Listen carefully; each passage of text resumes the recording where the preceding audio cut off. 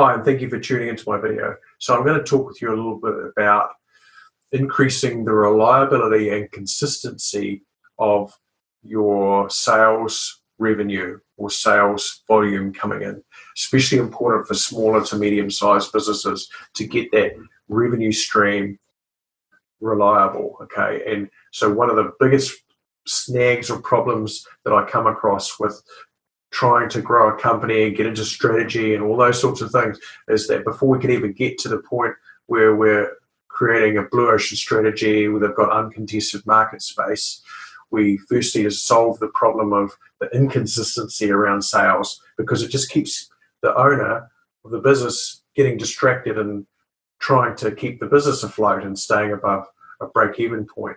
So first thing you need to do is know what your break-even point is and how many sales you need. So number one, you have to actually work backwards. So looking at your true costs, putting it all on a spreadsheet.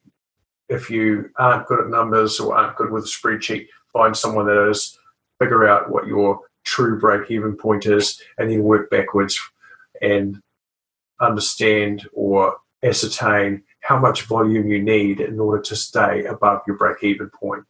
Okay, so if we look at it, one of the symptoms of not having consistent sales is running from pillar to post. Okay, so we're constantly trying to make new sales. All the while, we're on the phone making new sales, and all the while we've also got some delivery to do, some operational delivery, just practical day-to-day, getting the job out on time, getting completions, and making sure the customer's happy, the customer that's already bought, right? And so the problem with it is that if we are focusing solely on delivery and not on sales, we're not going to grow. And then on the other side of it, if we're focusing solely on sales and the delivery falls off, we're still not going to grow. So we're kind of stuffed. It's catch-22, right? And I call this a downward spiral. Downward death spiral, okay? So it's a self-defeating prophecy. Very frustrating. The forces are real, can be quite hard to get out of. All right. So, and eventually it can lead to burnout. And so we really lose interest. We become demoralized in terms of growing our business. So what do we do about it moving forward? Well, we need to actually build new lead lines. And so what do I mean by that? We need to have lead lines, new lead lines. So what that means is that ways that we get leads without having too much manual input, okay? So we can start to focus more on the delivery, okay? So we might be the best salesperson in the business, and while we're small, usually we are, that's it, there's nobody else. So we don't really have a choice. And what there is to do is to actually start to create relationships is the first one.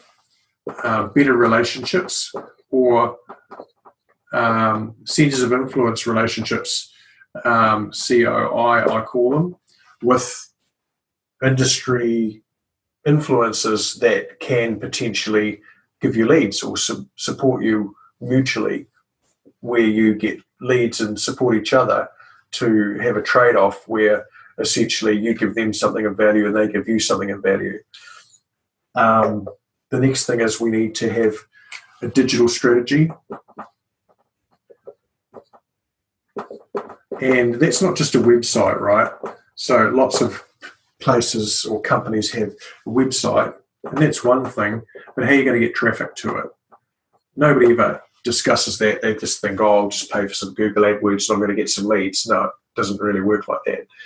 Not very effectively anyway. There are much, much more reliable ways to generate leads. So we're going to say social media. I'm going to say emails. And it's not just about having these different vehicles, it's actually about linking them together in such a way and having a plan around it in such a way that it reliably produces leads. Autoresponders, automation sequences. I'm not going to go too much into it, but you can build massive value and potential relationship with your clientele without ever having to meet them initially, at least in the first place, by having automation sequence or types of responders that solve their problem and support them before they've actually even met you. So, and it's a little bit similar to what I'm doing right now.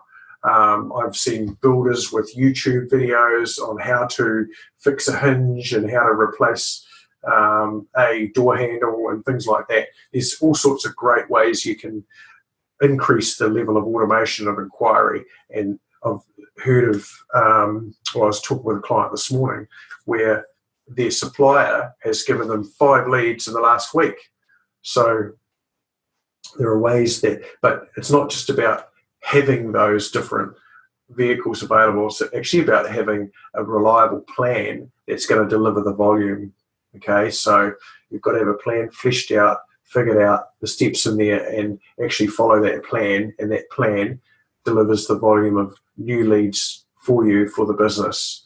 Okay, that's one of the ways that is most important, especially for small business owners, to get that volume reliability up. And then you can actually start to relax a little bit and focus strategically on where you're going to go with the business. That's it for now. So I suggest you think about building a framework, working back from the numbers, and talk to me further if you want to get some support around this. Talk to you soon. Cheers.